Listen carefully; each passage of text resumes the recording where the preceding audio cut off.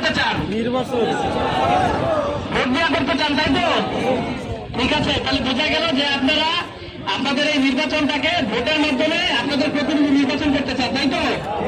তাহলে ভোট দিয়ে এই প্রতিনিধি নির্বাচন করতে গেলে কিছু নিয়ম আছে, সেটাকে মানতে হবে। হ্যাঁ, এখন আমি সেই নিয়মগুলো বলবো, আপনারা একটু মনোযোগ দিয়ে শুনবেন।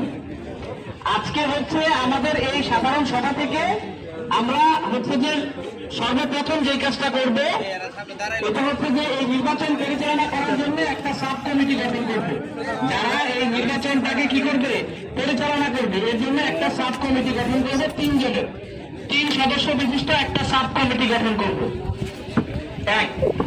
দ্বিতীয়ত হচ্ছে যে আমরা আজকের এই সাধারণ সভা থেকে আরো একটা জিনিস করতে পারি, এটা হচ্ছে যে আমরা আমাদের কবে নির্বাচন বা কবে ভোট হবে সেটার একটা সম্ভাব্য তারিখও ঠিক করতে পারি।